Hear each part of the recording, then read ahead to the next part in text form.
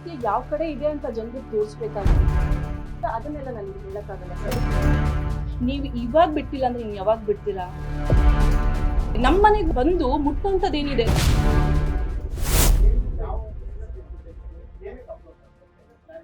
Sir, ನಾನು 26ನೇ ತಾರೀಕು ಏನ್ ನಡೀತು ಅದನ್ನ ಮಾತ್ರ ಇಲ್ಲಿ ಮಾತಾಡೋದಕ್ಕೆ ಇಷ್ಟಪಡ್ತೀನಿ. ಓಕೆನಾ? 26ನೇ ತಾರೀಕು ನನ್ನ ವಿರುದ್ಧ ಆಲ್ರೆಡಿ ಮೀಡಿಯಾದಲ್ಲಿ ಬಂದಿದೆ ಯಾವ್ಯಾವ ರೀತಿ ಅಂತ.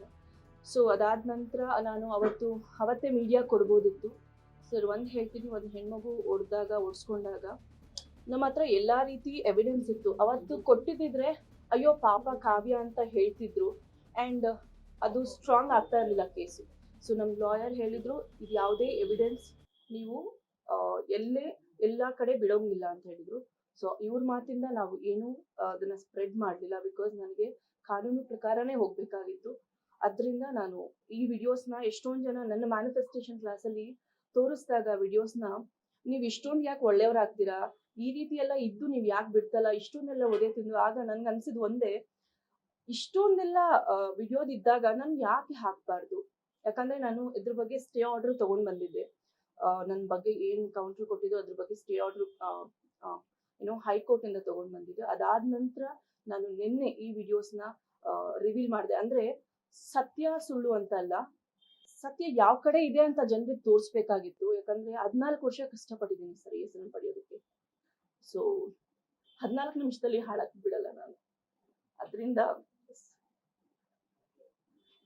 ನಿನ್ನೆ ನೀವು ವಿಡಿಯೋ ಬಿಟ್ಟಿರೋದು ಅಂದ್ರೆ ಒಂದಿಷ್ಟು ಇರೋ ಸತ್ಯಾಸತ್ಯತೆ ಅಲ್ಲ, ಅದು ಎಡಿಟ್ ಮಾಡಿ ಬಿಟ್ಟಿದ್ದಾರೆ ಅಂತ.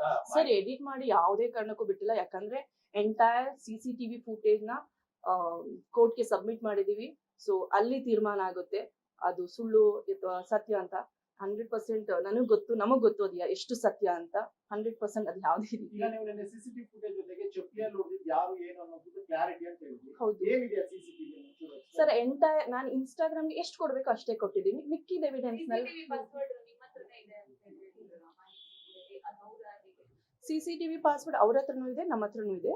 ಸೊ ಎಂಟೈರ್ ಡೀಟೇಲ್ ನಾನು ಅಲ್ಲಿ ಕೊಟ್ಟಿದ್ದೀನಿ. ಈಗ ನೀವು ಎಷ್ಟು ಬೇಕು ಅಷ್ಟು ಮಾತ್ರ ಹಾಕಿದೀನಿ ಸರ್. ಎಷ್ಟು ಇನ್ಸ್ಟಾಗ್ರಾಮ್ ಅಲ್ಲಿ ಎಷ್ಟು ಬೇಕು, ಇನ್ಸ್ಟಾಗ್ರಾಮ್ ಅಲ್ಲಿ ಎಷ್ಟು ರೀಲ್ ತಗೊಳಕಾಗುತ್ತೆ ಅಷ್ಟೇ ಹಾಕಿರೋದು. ಏನಿದೆ CCTV ಒಂಚೂರು ಎಕ್ಸ್ಪ್ಲೈನ್ ಮಾಡಿ. ಸೊ ಅಲ್ಲ, ಅದನ್ನೆಲ್ಲ ನಾನು ಇಲ್ಲಿ ಹೇಳಕ್ಕಾಗಲ್ಲ ಸರ್, ಬಿಕಾಸ್ ಇನ್ನೂ ಎವಿಡೆನ್ಸ್ ತುಂಬಾ ಇದೆ. ಅದನ್ನ ನಾನು ಕೋರ್ಟ್ ಕೊಡ್ಬೇಕು.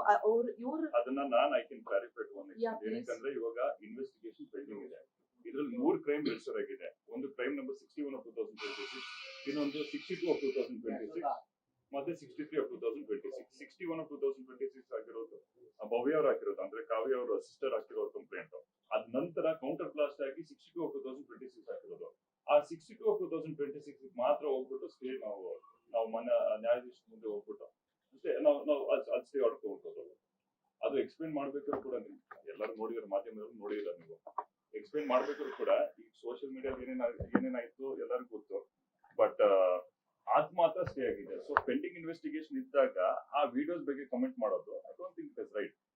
ನಾವು ಒಂದು ಪದ ಯೂಸ್ ಮಾಡ್ತೀವಿ, ಸಬ್ ಜುಡಿಸ್ ಅಂತ ಹೇಳ್ಕೊಂಡು. ಸಬ್ ಜುಡಿಸ್ ಇದ್ದಾಗ ವಿಡಿಯೋಸ್ ಅಲ್ಲಿ ಏನಿದೆಯೋ ಆ ವಿಡಿಯೋಸ್ ಎಲ್ಲ ಪೊಲೀಸ್ ಅಂದ್ರೆ ಜುಡಿಷಿಯಲ್ ಪೊಲೀಸ್ ಸ್ಟೇಷನ್ ಗಾಗಲೇ ಕೊಟ್ಟಾಯ್ತು, ಇನ್ವೆಸ್ಟಿಗೇಷನ್ ಆಫೀಸರ್ ಕೊಟ್ಟಾಯ್ತು, ಕೋರ್ಟ್ ಕೂಡ ನಾವು ಪೂರ್ತಿ ಹಾಜರು ಮಾಡಿದ್ವಿ.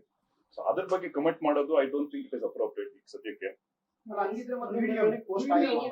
ನೀವು ಕೇಸ್ ಇನ್ನೂ ಸ್ಟಿಲ್ ಪೆಂಡಿಂಗ್ ಇದೆ. ಒಂದ್ ನಿಮಿಷ, ನಾವು ವಿಡಿಯೋ ಕೊಡುವಂತ ಬೇಡ. ಸರ್, ಒಂದ್ ನಿಮಿಷ, ಸ್ಟೇ ಆರ್ಡರ್ ಬಂದಿದೆ. ಸತ್ಯ ಎಷ್ಟೊಂದ್ ಜನ, ಸರ್ ಅದನ್ನೇ ಹೇಳ್ತಿದ್ದೀನಿ, 14 ವರ್ಷ ಕಷ್ಟಪಟ್ಟಿದ್ದೀನಿ. ಎಷ್ಟೊಂದ್ ಜನ ನನ್ನನ್ನ ಪ್ರೀತಿಸೋರು ನೀವು ಇವಾಗ ಬಿಟ್ಟಿಲ್ಲ ಅಂದ್ರೆ ಇನ್ ಯಾವಾಗ ಬಿಡ್ತೀರಾ ಅಂತ ಕೇಳಿದ್ರು. ಡೆಫಿನೆಟ್ ಆಗಿ ನಾನು ಎಷ್ಟು ಕೊಡಬೇಕು ಅಂದ್ರೆ ಸಾಕಷ್ಟು ಎವಿಡೆನ್ಸ್ ಇದೆ, ಎಲ್ಲಾನು ಪ್ರೂವ್ ಮಾಡಕ್ ಆಗಲ್ಲ ಸರ್ ಸೋಷಿಯಲ್ ಮೀಡಿಯಾದಲ್ಲಿ. ನಾನೀಗ ಒಂದು 4 ಸಿಂಪಲ್ ಆಗಿ 4 ಬಿಟ್ಟೆ ಅಷ್ಟೇ. ಯಾಕಂದ್ರೆ ಮಿಕ್ಕಿದ್ ಏನೇನ್ ಅಂದ್ರೆ ನೀವೇ ಬೇಜಾರಾಗ್ತೀರಾ ಅದನ್ನ ನೋಡಿದ್ರೆ. ಬೇಡ ಸರ್, ಅದನ್ನೆಲ್ಲ ಎಡಿಟೆಡ್ ವಿಡಿಯೋ ಅಲ್ಲ ಅಂತ ಹೇಳ್ತಿದ್ದಾರೆ. ಎಡಿಟೆಡ್ ವಿಡಿಯೋ ಅಲ್ಲ, ಅದು ಪ್ರಚಾರ ತಗೊಳ್ಳೋದೇನಿತ್ತು, ಕೋರ್ಟಿಗೆ ಕೊಡ್ಬೋದಿತ್ತು. ಕೊಟ್ಟಿದ್ದೀನಲ್ವಾ ಸರ್? ಅಲ್ಲ, ನನ್ನ ಸೋಷಿಯಲ್ ಸರ್, ನಾನು ಈ ಇಂಡಸ್ಟ್ರಿಯಲ್ಲಿ ಇದೀನಿ. 100% ನನಗೆ ರೈಟ್ಸ್ ಇದೆ ಕೊಡೋದಕ್ಕಲ್ವಾ ಸರ್? ರೈಟ್ಸ್ ಇದೆ ಮೇಡಮ್. ಕಾನೂನು ಪ್ರಕಾರ ಸತ್ಯ ಏನಿದೆ ಅದನ್ನು ಪ್ರೂವ್ ಮಾಡ್ಲಿಕ್ಕೆ ಮಾಡ್ತೀನಿ ಸರ್, ಅಲ್ಲೂ ಮಾಡ್ತೀನಿ ಸರ್. ನನ್ನನ್ನು ಫಾಲೋ ಮಾಡೋ ತುಂಬಾ ಫ್ಯಾನ್ಸ್ ಇದಾರೆ ಸರ್. ನನ್ಗೂನು ಒಂದ್ ಇಷ್ಟು ಸಂಪಾದನೆ ಮಾಡಿದೀನಿ, ಅವ್ರಿಗೆ ಕೊಟ್ಟಿದ್ದೀನಿ ಸರ್.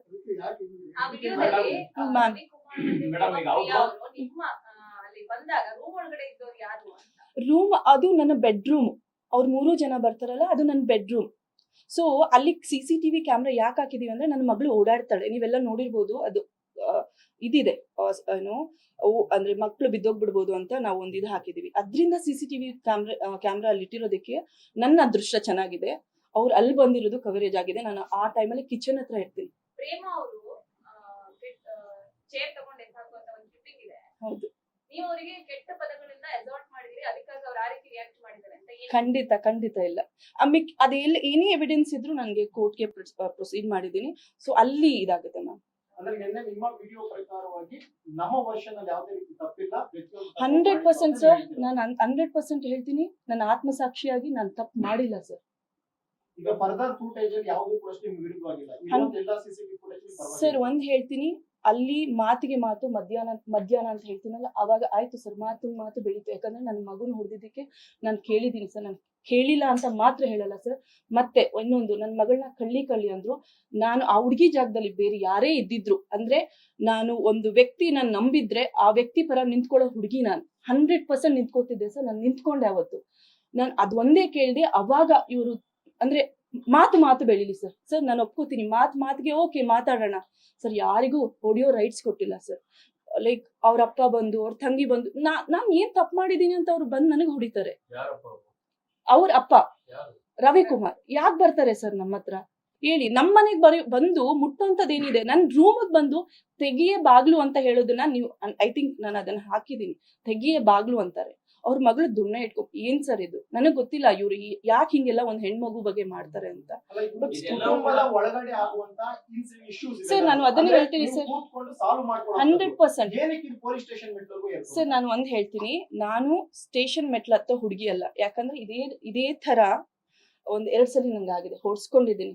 ನಾನು 14 ವರ್ಷ ಹೆಸರು ಮಾಡಿದ್ದೀನಿ ಅಂತ ಹೇಳ್ತಿದ್ದೀನಲ್ಲ ಸರ್. ಈ ತರ ಬಂದ್ರೆ ಹೊರಗಡೆ ನನ್ನ ಹೆಸರು ಸರ್ ಹಾಳಾಗೋದು. ನಾನೇನ್ ಮಾಡಿದೆ, ನಾನು ಹೊಡ್ಸ್ಕೊಂಡು ನಾನು ನಮ್ಮ ಮಾವನ ಕಡೆಯಿಂದನೂ ಇದ್ ಮಾಡಿ ನಾನು ಹಾಸ್ಪಿಟಲ್ಗೆ ಹೋಗ್ತೀನಿ ಸರ್, ಫಸ್ಟ್ ಇದ್ ಮಾಡ್ಬೇಕು ಅಂತ.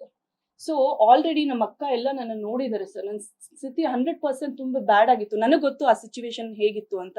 ಯಾಕಂದ್ರೆ ನಾನು ಆ ಪ್ಲೇಸ್ ಅಲ್ಲಿ ಇದ್ದವಳು ಮಾತ್ರ, ಅನುಭವಿಸಿದವಳು ಮಾತ್ರ ಗೊತ್ತು. ನೀವು ಕೇಳೋರಿಗೆ ಗೊತ್ತಿಲ್ಲ ನನ್ಗೆ. ಆ ಟೈಮಲ್ಲಿ ಅವ್ರು ಹೇಳ್ತಾರೆ ಸರ್, ಮೀಡಿಯಾದಲ್ಲಿ ನಿನ್ನ ಹೆಸರು ಹಾಳು ಮಾಡ್ತೀನಿ. ಇದನ್ನ ನನಗೆ ಫಸ್ಟ್ ಸಲ ಅಲ್ಲ, 3-4 ಸಲ. ನಾನಂತೂ ಮೀಡಿಯಾಗೆ ಬಂದಿಲ್ಲ ಸರ್, ನಿಜವಾಗ್ಲೂ ಹೇಳ್ತೀನಿ. ನಾನು ಮೀಡಿಯಾಗೆ ಹೇಳೂ ಇಲ್ಲ. ಮೀಡಿಯಾಗೆ ಹೇಳೋಂಗಿದ್ದಿದ್ರೆ 8 ಗಂಟೆ ಅವತ್ತು ನಡೆದಾಗ 100% ಇದೇ ಇಂಡಸ್ಟ್ರಿಯಲ್ಲಿ ವರ್ಕ್ ಮಾಡಿದವರು 1-2 ಕಾಂಟ್ಯಾಕ್ಟ್ ಇದೆ ನನಗೂ. ಫೋನ್ ಮಾಡಿ ನನ್ಗೆ ಈಗ ಆಗಿದೆ ಅಂದ್ರೆ 100% ಬರ್ತಿದ್ರಿ. ನಾನು ಹೇಳೋ ಹುಡುಗಿ ಅಲ್ಲ. ಅಂಡ್ ಹೋಗಿ ನನ್ನ ಬಗ್ಗೆ ಹಿಂಗಾಗಿದೆ ಅಂತ, ಯಾಕಂದ್ರೆ ನನಗೆ ನನ್ನ ಮಾನ ಮರ್ಯಾದೆ ಮುಖ್ಯ, ನಮ್ಮ ಅತ್ತೆ ಮಾವ ಮಾನ. ಯಾಕಂದ್ರೆ ನಮ್ಮ ಮಾವ ತುಂಬಾ ಹೆಸರು ಮಾಡಿದಂತ ವ್ಯಕ್ತಿ. ಅವರ ಹೆಸರನ್ನ ನಾನು ಯಾವುದೇ ರೀತಿ ಹಾಳು ಮಾಡಲ್ಲ. ಸೊ ಇದು ಹೇಗಾಯ್ತು ಅಂತ ಗೊತ್ತಿಲ್ಲ. ನನಗೆ 10 ಗಂಟೆಗೆ ನೀವೆಲ್ಲ ಮೀಡಿಯಾದವರು, ನನಗೆ ಗೊತ್ತಿಲ್ಲ ಹೇಗೆಲ್ಲ ನಾನು ಇದ್ದಿದ್ದ ಹಾಸ್ಪಿಟ್ಲ್ ಹತ್ರ ನಿಮ್ಗೆ ಹೆಂಗ್ ಗೊತ್ತಾಯ್ತು ಅಂತ ಬಂದು ನನ್ ಸ್ವಲ್ಪ ಜನ ವಿಚಾರಿಸಿದ್ರಿ, ಹೇಗಿದ್ದೀರಾ ಮೇಡಮ್ ಅಂತ. ನನ್ಗೆ ಖುಷಿ ಆಯ್ತು. ಬಟ್ ಇದು ಲೈಕ್ ಅವರು ಮಾತಾಡ್ತಿದ್ದಾರೆ, ನನ್ಗೆ ತುಂಬಾ ಬೇಜಾರಾಯ್ತು. ಯಾಕೆ ಹಿಂಗೆಲ್ಲ ಮಾತಾಡ್ತಾ ಇದಾರೆ, ಯಾಕೆ ಈ ರೀತಿ ಎಲ್ಲ ಕೇಳ್ತಾ ಇದ್ದಾರೆ ಅಂದಾಗ ಓಕೆ ಆಯ್ತು, ಅವ್ರ ವರ್ಷನ್ ಅವ್ರಿಗೆ. ನಾನು ಅವಾಗ ನನ್ನ ಹಸ್ಬೆಂಡ್ ಇವ್ರನ್ನ ಕಾಂಟ್ಯಾಕ್ಟ್ ಮಾಡಿದ್ರು, ನನ್ನ ಅಕ್ಕ ಎಲ್ಲ ಕಾಂಟ್ಯಾಕ್ಟ್ ಮಾಡಿದ್ರು. 220 BP ಆಗ್ಬಿಟ್ಟು ICU ಅಲ್ಲಿ ಇದ್ರು. ಆ ಸಿಚುವೇಶನ್ ರಾಂಗ್ ಇತ್ತು ಸರ್. ನಮ್ಗೆ ತುಂಬಾ ಬೇಜಾರ್. ನನ್ಗೆ ಅದ್ರ ಬಗ್ಗೆ ಹೇಳ್ಕೊಳಕ್ ಇಷ್ಟ ಇಲ್ಲ ಸರ್. 14 ವರ್ಷದ ಸರ್, ನಾನು ಒಂದ್ ಹೇಳ್ತೀನಿ, 14 ಅಲ್ಲ ಸರ್, 2 ಮುಖ್ಯ. 14 ವರ್ಷ ಕಾಪಾಡ್ಕೊಂಡ್ ಬಂದಿದ್ದು ಒಂದು ಬ್ಲಾಕ್ ಮಾರ್ಕ್ ಸರ್. ಜಸ್ಟ್ ನೋಡಿ ಬೇಕಾದ್ರೆ ನೀವು ಯೂಟ್ಯೂಬ್ ಅಲ್ಲಿ ಎಲ್ಲೇ ಬೇಕಾದ್ರೆ ನೋಡಿ, ಒಂದು ಬ್ಲಾಕ್ ಮಾರ್ಕ್ ಇಲ್ಲ ಸರ್ ನನ್ನ ಹೆಸರಲ್ಲಿ. ಸರ್ ಇದು ಪರ್ಸನಲ್ ಟಾರ್ಗೆಟ್ ನನಗೆ ಗೊತ್ತು. ಯಾಕಂದ್ರೆ ನಮ್ಮ ಮಾವ ತುಂಬಾ ಒಳ್ಳೆ ಹೆಸರು ಮಾಡಿದಂತ ವ್ಯಕ್ತಿ. ನೆಕ್ಸ್ಟ್ ಯಾರು ಅಂತ ಕೇಳಿದ್ರೆ ನನ್ನ ಹಸ್ಬೆಂಡ್ ಹೆಸರೇ ಬರುತ್ತೆ. ಯಾಕೆಂದ್ರೆ ಅವ್ರ ನೆಕ್ಸ್ಟ್ ಯಾರು ಬರ್ತಾರೆ ಅಂದ್ರೆ ನನ್ನ ಹಸ್ಬೆಂಡ್ ಹೆಸರೇ ಹೇಳೋದು. ಆ ಎಂಟೈರ್ ಏರಿಯಾದಲ್ಲಿ ಹೇಳೋದೇ ನನ್ನ ಹಸ್ಬೆಂಡ್ ಹೆಸರು. ಯಾಕಂದ್ರೆ ಸರ್ ನನ್ ಗಂಡ ಅಂತ ಮಾತಾಡ್ತಾ ಇಲ್ಲ, ಒಂದು ಒಳ್ಳೆ ವ್ಯಕ್ತಿಯಾಗಿ ಮಾತಾಡ್ತಾ ಇದ್ದೀನಿ ಆ ಮನುಷ್ಯನ ಬಗ್ಗೆ. ಅಷ್ಟು ಒಳ್ಳೆಯವರು ಸರ್. ಸರ್ ಏನ್ ಮಾಡ್ತಾರೆ ಸರ್ ಪಾಪ.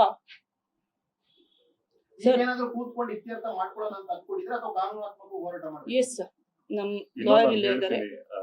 ಈ ಕ್ರೈಮ್ ನಂಬರ್ 63 of 2026 ಅಂದ್ರೆ ಅವ್ರು ಕೊಟ್ಟಿರೋ ಕಂಪ್ಲೇಂಟ್ ಪ್ರಕಾರ ನೀವು ಕೇಳಿದ್ರೆ ಒಂದ್ ಪ್ರಶ್ನೆ ಕೇಳಿದ್ರೆ, ಯಾಕೆ ನೀವು ಪೊಲೀಸ್ ಸ್ಟೇಷನ್ ಹೋಗಿದ್ರಿ, ಯಾಕೆ ಇದೆಲ್ಲ ಪೊಲೀಸ್ ಸ್ಟೇಷನ್ ಹೋಗ್ಬೇಕು ಅಂತ ಒಂದು MLC ರಿಜಿಸ್ಟರ್ ಆಗುತ್ತೆ. ಒಫೆನ್ಸಸ್ ಏನು, ಸೆಕ್ಷನ್ 17 ಮತ್ತೆ ಸೆಕ್ಷನ್ 109. ಸೆಕ್ಷನ್ 17 ಅಂತ ಹೇಳಿದ್ರೆ outraging the modesty of women, ಮತ್ತೆ ಸೆಕ್ಷನ್ 109 ಅಂತ ಹೇಳಿದ್ರೆ ಅಟೆಂಪ್ಟ್ ಟು ಮರ್ಡರ್. ಇದು ಈ ಸೆಕ್ಷನ್ಸ್ ಇದ್ದಾಗ ಮತ್ತೆ ಇಂಥ ಘಟನೆ ನಡೆದಿದ್ದಾಗ ನಾನು ಹೇಳ್ತೀನಿ, ನಾನು ಅದ್ರ ಬಗ್ಗೆ ನಾನು ಮಾತಾಡಕ್ ಹೋಗಲ್ಲ, ಏನಾಗಿದೆ ಏನಾಗಿಲ್ಲ ಅಂತ ಹೇಳಲ್ಲ, ಬಿಕಾಸ್ ಪೆಂಡಿಂಗ್ ಇನ್ವೆಸ್ಟಿಗೇಷನ್ ಇದೆ. ಬಟ್ ಅದಿದ್ದಾಗ MLC ರಿಜಿಸ್ಟರ್ ಆಗಿದ ನಂತರ ಪೊಲೀಸ್ ಸ್ಟೇಷನ್ ಅಂದ್ರೆ ಕನ್ಸರ್ನ್ ಪೊಲೀಸ್ ಸ್ಟೇಷನ್ ಅಫಿಷಿಯಲ್ಸ್ ಬಂದ್ಬಿಟ್ಟು ಅವ್ರ ಸ್ಟೇಟ್ಮೆಂಟ್ ತಗೊಂಡ್ಬಿಟ್ಟು ಅದರ ಆಧಾರದ ಮೇಲೆ FIR ರಿಜಿಸ್ಟರ್ ಆಗಿರೋದು. ಸೊ ಅಂತ ಒಂದು ಸೀರಿಯಸ್ ಘಟನೆ ನಡೆದಿದೆ, ಅದ್ರ ಪ್ರಕಾರನೇ FIR ರಿಜಿಸ್ಟರ್ ಆಗಿರೋದು. ಸೊ ಅವ್ರು ಬೇಕಂತ ಹೋಗ್ಬಿಟ್ಟಿಲ್ಲ, ನಾನು ಪೊಲೀಸ್ ಸ್ಟೇಷನ್ಗೆ ಹೋಗ್ತೀನಿ ಅಂತ ಮೀಡಿಯಾಗೆ ಹೋಗ್ತೀನಿ ಅಂತ ಹೇಳ್ಬಿಟ್ಟು ಮಾಡಿಲ್ಲ. ಬಟ್ ಪೊಲೀಸ್ ಏನ್ ಒಫೆನ್ಸ್ ಆಯ್ತು ಅವ್ರು ಮಾಡಿದ್ದಾರೆ, ಪೊಲೀಸ್ ಕಂಪ್ಲೇಂಟ್ ಮಾಡಿದ್ದಾರೆ. ಅವ್ರ ಕಂಪ್ಲೇಂಟ್ ಕೌಂಟರ್ ಬ್ಲಾಸ್ಟ್ ಅಂತ ಹೇಳ್ಕೊಂಡು, ಯಾಕಂದ್ರೆ ಅದಕ್ಕೆಲ್ಲ ಪ್ರೂಫ್ ಇದೆ. MLC ರಿಜಿಸ್ಟರ್ ಆಗಿದೆ, ಮತ್ತೆ DAMA ಅಂತ, that is discharge against medical advice. ಅವ್ರ ಗಂಡ ಕೂಡ ಅಂತ ಪರಿಸ್ಥಿತಿಲಿ ಇದ್ರು ಕೂಡ ಅಗೇನ್ಸ್ಟ್ ಮೆಡಿಕಲ್ ಅಡ್ವೈಸ್ ಅವ್ರು ಡಿಸ್ಚಾರ್ಜ್ ಆಗಿದ್ದಾರೆ. ಅಂತ ಪರಿಸ್ಥಿತಿಯಲ್ಲಿ ಇದಾಗಿರೋದು. ಸರ್ ಹೌದು, ನನ್ನ ಮಗು ನಾನು ಪೊಲೀಸ್ ಸ್ಟೇಷನ್ ಕಂಪ್ಲೇಂಟ್ ಕೂಡ ನಮ್ಮ ಉದ್ದೇಶ ಇರಲಿಲ್ಲ. 100% MLC ಮೇಲೆ ಪೊಲೀಸರು ಬಂದು ಸ್ಟೇಟ್ಮೆಂಟ್ ಮಾಡ್ಕೊಂಡಾಗ ಈ ಒಂದು ಕೇಸ್ ರಿಜಿಸ್ಟರ್ 100% ಸರ್. ಈಗ ನೆಕ್ಸ್ಟ್ ಸ್ಟೆಪ್ ನೀವೇನಾದ್ರೂ ಕೂತ್ಕೊಂಡು ಕುಟುಂಬದಲ್ಲಿ ಸರ್ ನಮ್ಮ ಮಾವ ಇದ್ದಾರೆ ಸರ್, ನಮ್ಮ ಮಾವನು ಇದ್ದಾರೆ ಸರ್, ಅಂಡ್ ನನ್ನ ಹಸ್ಬೆಂಡ್ ಹೀಗೆ ತಗೊಂಡ್ ಹೋಗ್ತಾರೆ. ಅಂಡ್ 100% ನ್ಯಾಯ ಬೇಕು ಸರ್. ನನ್ಗೆ ಯಾವಾಗ್ಲೂ ಓಡಿಸ್ಕೊಂಡು ಕೂತ್ಕೊಳಕ್ ಆಗಲ್ಲ ಸರ್. ಮಾತಾಡೋದಕ್ಕೆ ನೀವು ರೆಡಿ ಇದೀರಲ್ಲ? ಅಲ್ಲ ಸರ್, ನ್ಯಾಯದ ಪ್ರಕಾರನೇ ಹೋಗ್ತೀನಿ. ಸೋಮಶೇಖರ್ ಎಲ್ಲಿದ್ದಾರೆ? ಸರ್ ಹೊರಗಡೆ ಹೋಗಿದ್ದಾರೆ ಸರ್. ಮೇಡಮ್ ನಿಮ್ದೇ ಮ್ಯಾಮ್. ಮಾಹಿತಿ ನನಗೆ ನಿಮ್ಮ ಮಾವನವರ ಲಾಯರ್ ಈಗ ನಿಮ್ಗೆ ಹೇಳಿ ಕಳಿಸಿದ್ದಾರೆ, ಇಬ್ರು ಕೂಡ ಮನೆಯಿಂದ ಹೊರಗೆ ಹೋಗಿ ಅವ್ರು ಇನ್ನೊಂದು ಮನೆ ಕನ್ಸ್ಟ್ರಕ್ಷನ್ ಮುಗಿಯೋ ತನಕ ನೀವು ಮನೆಗೆ ಬರಬಾರ್ದು ಅಂತ ಹೇಳಿ ಇದು ಗೊತ್ತಿಲ್ಲ ಮ್ಯಾಮ್, ನಮ್ಗೆ ಇಲ್ಲ ಈ ತರ ಸುದ್ದಿ ಬಂದಿಲ್ಲ. ನಮ್ಮ ಅವ್ರ ಆ ರೀತಿ ಅವ್ರು ಯಾವತ್ತೂ ಮಾತಾಡಲ್ಲ. ಮನೆಗೋಸ್ಕರನೇ ಗಲಾಟೆ ನಡೀತು. ದಯವಿಟ್ಟು ನನ್ಗೆ ಇದ್ರ ಬಗ್ಗೆ ಇಲ್ಲ, ನನ್ನ ಮಗಳನ್ನ ಮುಟ್ಟಿದ್ದಕ್ಕೆ ಇದೆಲ್ಲ ಜಗಳ ಆಗಿದ್ದು. ಆಸ್ತಿ ವಿಚಾರ ಇದೆಲ್ಲ ನಾನು ಪರ್ಸನಲ್ ಆಗಿ ಇದೆಲ್ಲ ನನಗೆ ನನ್ನವರೆಗೂ ಇಲ್ಲ. ಯಾಕಂದ್ರೆ ಆಸ್ತಿ ಅಂತ ಬಂದ್ಮೇಲೆ ಅದು ನನ್ನ ಗಂಡ, ಅವ್ರ ಅಪ್ಪ, ನನ್ಗೂ ಅವ್ರ ಆಸ್ತಿಗೂ ಯಾವುದೇ ರೀತಿ ಸಂಬಂಧ ಇಲ್ಲ ಸರ್. ಅಷ್ಟೇ ಸರ್. ನಾನು ಒಂದೇ ಒಂದು ಹೇಳಕ್ ಇಷ್ಟಪಡ್ತೀನಿ, ಯಾವತ್ತು ಹೆಣ್ಮಕ್ಳಿಗೆ ಈ ರೀತಿ ಟಾರ್ಚರ್ ಆಗ್ಬಾರ್ದು. ಅಂಡ್ ಯಾರ ಮೇಲೂ ಕೈ ಎತ್ತಬೇಡಿ.